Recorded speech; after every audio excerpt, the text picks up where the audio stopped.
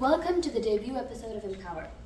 In this exciting kickoff, we're thrilled to introduce you to our special guest, Ruthika Rathore, a captivating Bay Area photographer. Join Anwesha, Sanika, and Samhitha, me, from Girl Scout Troop 30717 as we unravel Ruthika's inspiring journey through the lens. We'll explore her experiences, challenges, and triumphs in the world of photography, gaining insights that promise to ignite your passion and empower you to chase your dreams. Let's discover the artistry of storytelling through the eyes of Ruthika Rathore. Thank you. Okay, so let's start with the first question. Could you take us back to the very beginning of your photography journey? Like, what sparked your interest and set you on this path? So, starting with the painting that I used to do, and I'm just giving a background where how I got into the idea of photography. I used to paint portraits from photographs, like a real life photograph, and then I used to sketch it on the canvas and paint it into a nice portrait which I could frame and put it on the wall. So gradually, photography gained more popularity because of social media, and then the idea clicked that I should take photos and photos as in particularly like portraits. So that is one thing, and the other thing is I was always fascinated with colors, and photography is all about colors, light, and creativity.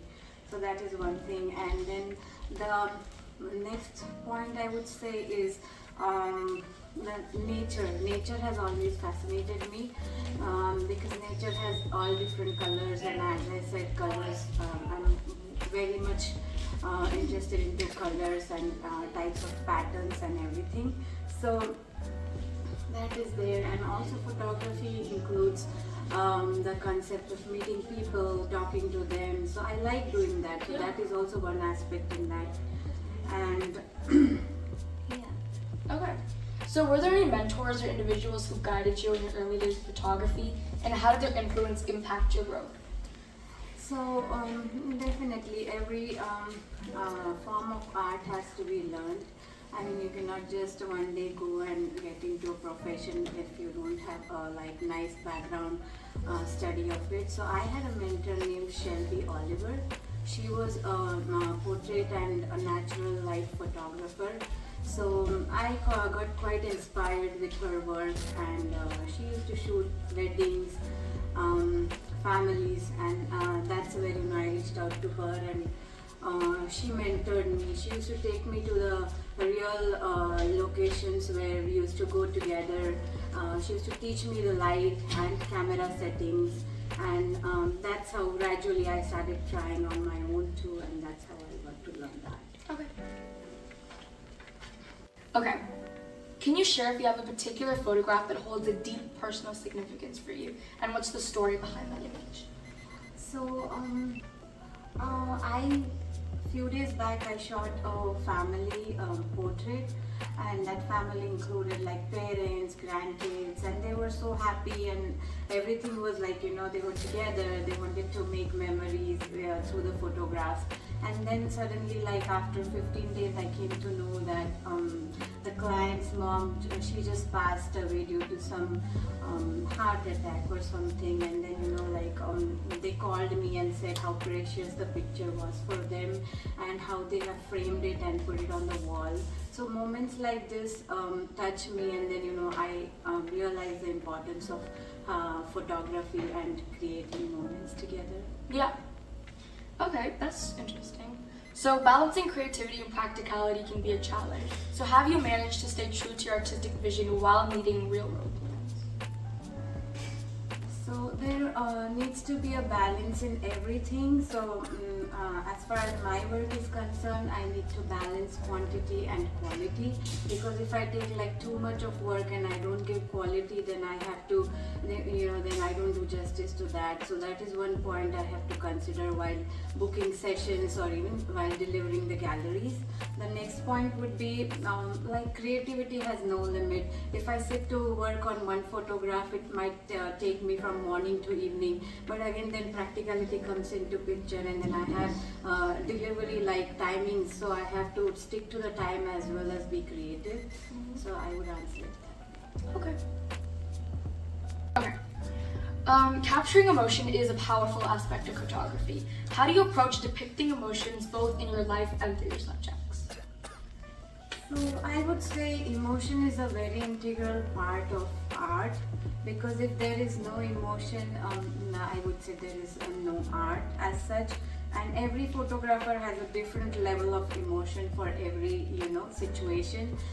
For example, if I take a particular picture, it would look different, or the emotions would be different. And same way, if some other photographer is taking the same situation into a photograph, it might look different and it might have a different emotion too.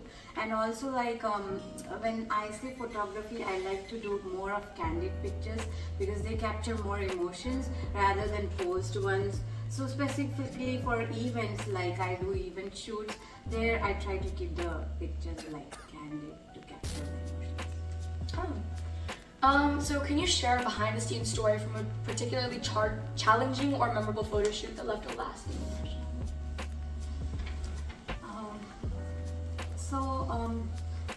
As I said, like I shoot a lot of kids and families, and couple of times I get to meet kids with special needs.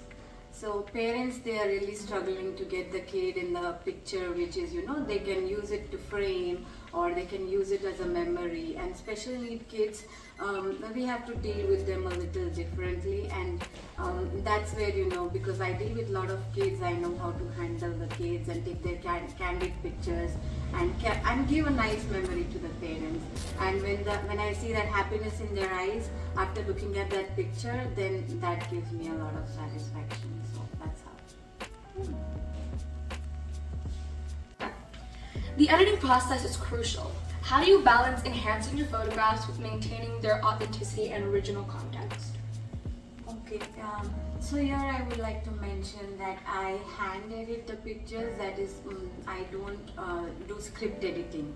So that is one thing I would like to mention. And then, every picture requires a different type of editing. So we have to be, I have to be really creative to look at the picture and edit it accordingly. Plus, I like to keep the pictures natural, like not too much of editing and make it look plastic, but still, a clean, nice frame. That is what I would say about editing. And basically, I like simplicity, so I try to keep that in the pictures. So photography often involves exploring unfamiliar places or meeting new people. How has this aspect of your work enriched your own personal growth? So basically, when we say like unfamiliar places, so I would say I try to go looking for new places because I need nice backgrounds for photographs, and gradually, I have explored so many locations where I like to go and shoot because of the light settings and everything those locations offer.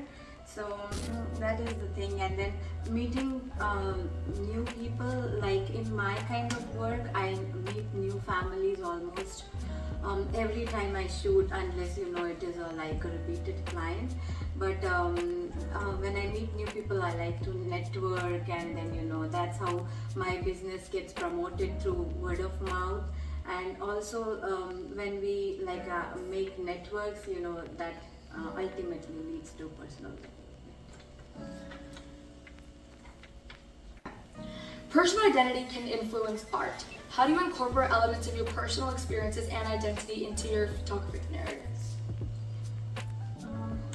Okay, so here I would say that I like to decorate my house, or decorate the place with like simple elements.